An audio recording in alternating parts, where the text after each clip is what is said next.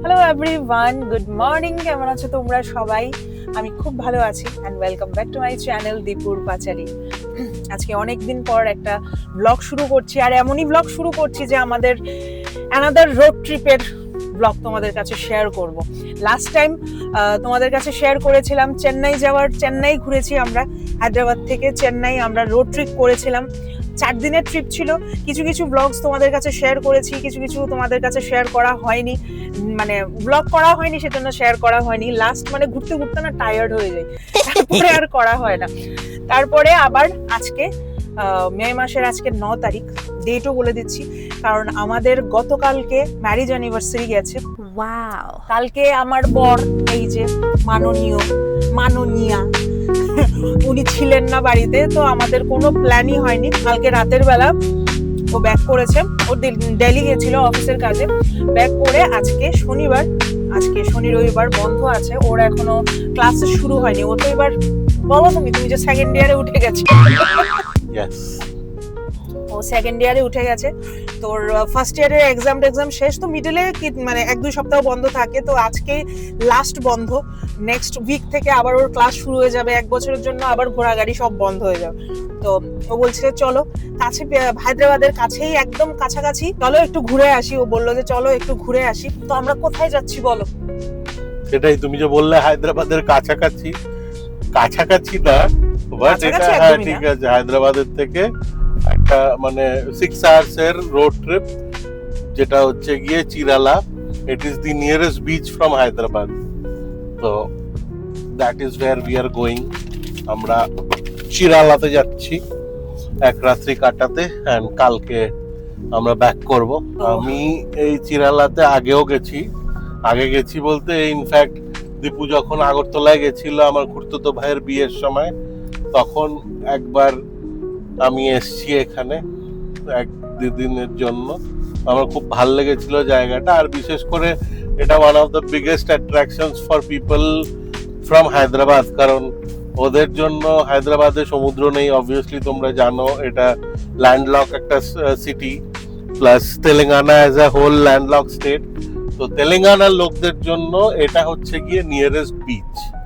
তো আমি গতকালকে রাত্রেবেলায় লিটারালি দিল্লিতে ফ্লাইটে বসে আমি রুম বুক করেছি, কারণ আমি তখনই ভেবেছি যে ভাই অ্যাটলিস্ট অ্যানিভার্সারি আমরা সেলিব্রেট করতে পারিনি, যেহেতু আমি ছিলাম না। চলো ঠিক আছে, কালকে পরশু যেহেতু ছুটি আছে, একটু ঘুরে আসি কোথাও থেকে। এরপরের থেকে আমারও ক্লাসে শুরু হয়ে যাবে। তোমরা হয়তো বা এই জায়গাটার ব্যাপারে বেশিরভাগ মানুষই জানো না। অলমোস্ট 300 কিলোমিটার দূরেই হায়দ্রাবাদ থেকে চিরালা বলে জায়গা। কোনোদিন যদি তোমরা আসো, তোমরা নিয়ারেস্ট বিচে যদি যেতে চাও তোমরা যেতে পারো। আমি এখনো অবধি যাইনি, ও গেছে, গিয়ে আমাকে বলছে। বেসিক্যালি এটা হচ্ছে গিয়ে আন্ধ্রপ্রদেশ। তো আমাদের তো কোস্ট লাইন আন্ধ্রপ্রদেশেই নিয়ারেস্ট কোস্ট লাইন, আর না হলে তামিলনাড়ু, ওদিকে আপ ইস্টে আমাদের ওড়িশা কোস্ট লাইন, তারপরে হচ্ছে ওয়েস্ট বেঙ্গল কোস্ট লাইন। তো হায়দ্রাবাদ থেকে সব থেকে কাছে আন্ধ্রপ্রদেশই হয়, যার জন্য এটা চিরালাটা হচ্ছে গিয়ে আন্ধ্রপ্রদেশের কোস্ট লাইন। আর Chirala happens to be just 300 kilometre 300 kilometre away from Hyderabad city. তো অ্যারাউন্ড 5.5 to 6 hours লাগে ব্রেকস টেক্স নিয়ে। তো মোটামুটি তুমি আরামসে সকালবেলা 6টার সময় যদি বেরো, দুপুরবেলা 12টা-1টার মধ্যে তুমি চিরালা পৌঁছে যাবে। আমরাও যেটা করার চেষ্টা করেছিলাম, বাট আমরা 1 ঘন্টা লেটে বেরিয়েছি। আমাদের অ্যাকচুয়ালি সকালবেলা বের হওয়ার কথা ছিল অলমোস্ট 4টা 4:30টার দিকে, কিন্তু আমি একটু অসুস্থ হয়ে পড়েছি। মানে হায়দ্রাবাদে এত পরিমাণে গরম না, আমি অসুস্থ বলতে কি, আমার মাইগ্রেনের ব্যথা যথেষ্ট বেড়ে গেছে লাস্ট কিছুদিন ধরে। ডিহাইড্রেট হয়ে পড়েছি, মানে সবকিছু মিলিয়ে কেমন জানি একটা মানে পাজল টাইপের হয়ে গেছিলাম। তো আমার অসুস্থতার কারণে আমি একটু সকালবেলা দেরিতে ঘুম থেকে উঠেছি। তো দেরিতে ঘুম থেকে উঠে নিজের মাথাকে সব ঠিকঠাক করে ব্যাগ টেক গুছিয়ে ফ্রেশন আপ হয়ে বেরোতে আমাদের অলমোস্ট 7:30 তো বেজেই গেছে। তো তখন বেরিয়ে, আর হায়দ্রাবাদে সকাল দুপুর সন্ধে, ও মা গো, সকাল দুপুর সন্ধে রাত যখনই বলো এত পরিমাণে মানে ট্রাফিক থাকে। আমরা সকালবেলা 7:30টার সময় রাস্তায় এত পরিমাণে, টাউনের মধ্যে আর কি, এত পরিমাণে ট্রাফিক পেয়েছি। আমাদের টাউন ছেড়ে বেরোতে অলমোস্ট আমাদের 9টা 9:30 বেজে গেছে। তো 2 ঘন্টা আমাদের ওখানেই লেট হয়ে গেছে। আমরা অলমোস্ট চিরালা গিয়ে পৌঁছতাম হতো 12টা 12:30টার দিকে। এখন দেখাচ্ছে আমরা পৌঁছবো অলমোস্ট 2টার দিকে। আমরা অনেকটা ফাস্ট চালিয়ে অনেক কিছু ক্রস ফোর্স করে ওভারটেক করে টাইমটাকে বাঁচানোর চেষ্টা করেছি। কয়েকটা মানে আধা ঘন্টা 1 ঘন্টার মতন টাইম বেঁচেও গেছিল, কিন্তু সেম আবার ট্রাফিকের জন্য আমরা আবার পিছিয়ে পড়েছি।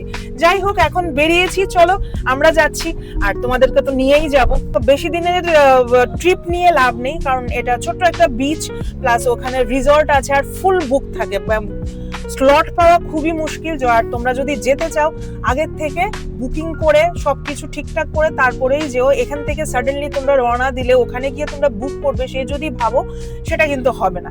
তো লাকিলি আমরা কালকে রাত্রে স্লট বুক করতে গিয়ে আমাদের লাকিলি হয়ে গেছে, যদি না হতো মেবি আমাদেরও যাওয়া হতো না। লাকিলি হয়নি, আমরা যেটাতে থাকতে চেয়েছিলাম যে বিচ রিসর্ট সেটা হয়নি, কিন্তু আমরা একটা হোমস্টে পেয়েছি ভালো, খুব ক্লিন। আর ওই হোমস্টেটা বিচ থেকে জাস্ট 800 মিটারস দূরে, তো মোটামুটি বিচের থেকে 1 কিলোমিটারের মধ্যে আমরা পেয়েছি।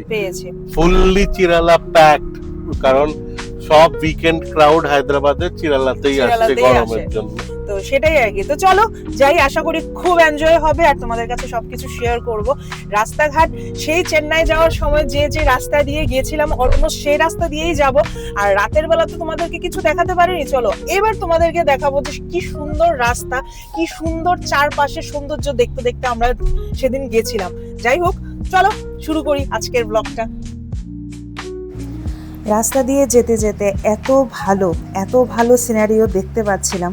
কিছু তো চোখে স্টোর করেছি, কিছু ফোনে স্টোর করেছি, সবগুলো তো আর ফোনে স্টোর করা যায় না। তাই তোমাদের কিছু জিনিস, কিছু ক্লিপ তোমাদের কাছে শেয়ার করছি। আর তোমরা দেখতেই পাচ্ছ চারপাশ এত সুন্দর। আমরা অলরেডি হাইওয়েতে উঠে পড়েছি, আর হাইওয়েতেই আমরা একটা ধাবাতে গিয়ে খাওয়া দাওয়া করেছিলাম। আর এই পাশটা দেখো, এত সুন্দর লাগে না দেখতে।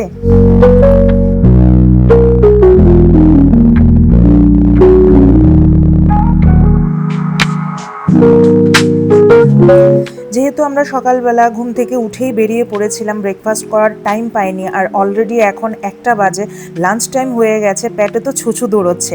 তাই আমরা হাইওয়েতেই একটা ধাবা টাইপের, কিন্তু এটা ধাবা না, এটা উৎসব বলে একটা জায়গা, যেখানে ফুড কোর্ট, তারপরে প্লেগ্রাউন্ড, বিভিন্ন রকমের দোকান, সুন্দর সুন্দর দোকান সব কিছু আছে। তো সেখানে বিভিন্ন রকমের রেস্টুরেন্ট থেকে শুরু করে ধাবা থেকে শুরু করে তোমরা সব কিছু পেয়ে যাবে। এক্স্যাক্ট এরিয়াটা আমি ঠিক বলতে পারছি না, বাট হ্যাঁ, হাইওয়ে দিয়ে যেতে যেতেই খুব ভালো খাওয়ারও তোমরা পাবে আর খেলাধুলার করার জায়গাও পাবে। সেখানে গিয়ে অ্যাজ ইউজুয়াল সাউথ ইন্ডিয়ানের যে ফেমাস ফুড সেটাই অর্ডার করেছি, ইডলি, সাম্বার, দোসা। কিন্তু ওখানের সেদিন শনিবার ছিল, স্পেশালিটি ছিল হচ্ছে গিয়ে লুচি আর মাংস। তো অ্যাজ ইউজুয়াল আমি বাঙালি মেয়ে, লুচি ছাড়া আমার কিছু চলে না, অন্য কিছু নেই বা না নেই, লুচি কিন্তু আমার মাস্ট। লুচি দিয়ে মাংস দিয়ে খাচ্ছিলাম, এরই সাথে ইডলি দিয়েও মাংস দিয়েই খাচ্ছিলাম। খাওয়াটা কিন্তু যথেষ্ট ভালো ছিল, যেমন হায়দ্রাবাদি চিকেন হয় এমনই ছিল, তেমন আহামরি কিছু না, বাট হ্যাঁ, খেয়ে তুমি বলবে যে যথেষ্ট ভালো খেতে।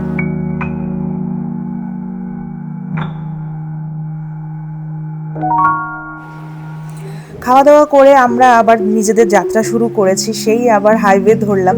আমরা চিরালা যাওয়ার সময় যে রুটটা ধরেছিলাম সেটা ছিল হায়দ্রাবাদ থেকে নাকেটপল্লী, নারোসা ও পেটা, আর তার হয়ে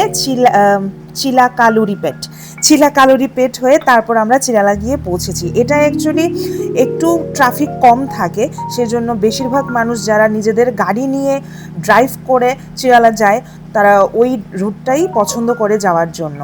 একটু নামগুলো শক্ত, তাই বলতে আমার একটু অসুবিধে হয়েছে, বুঝতেই পারছো সাউথ ইন্ডিয়ার নাম আমাদের পক্ষে সম্ভব না এসবগুলো উচ্চারণ করা। কিন্তু তোমরা আশেপাশের রাস্তা দেখো, তেলেঙ্গানা গভর্নমেন্ট এত সুন্দর, এত ভালো রাস্তা বানিয়েছে। আমাদের গাড়ি 200-300-তে, মানে 200-300 না, 150-200-তে গাড়ি চলছে, কিন্তু বোঝাই যাচ্ছে না যে আমরা এত স্পিডে যাচ্ছি।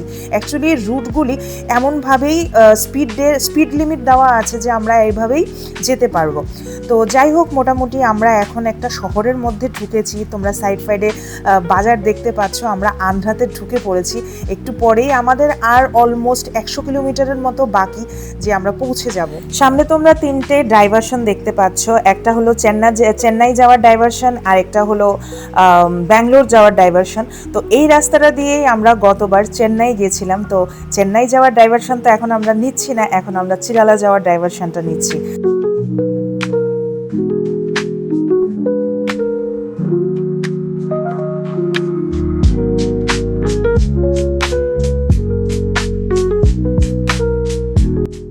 ঢুকে পড়লাম আমরা চিরালার ডাইভারশনে।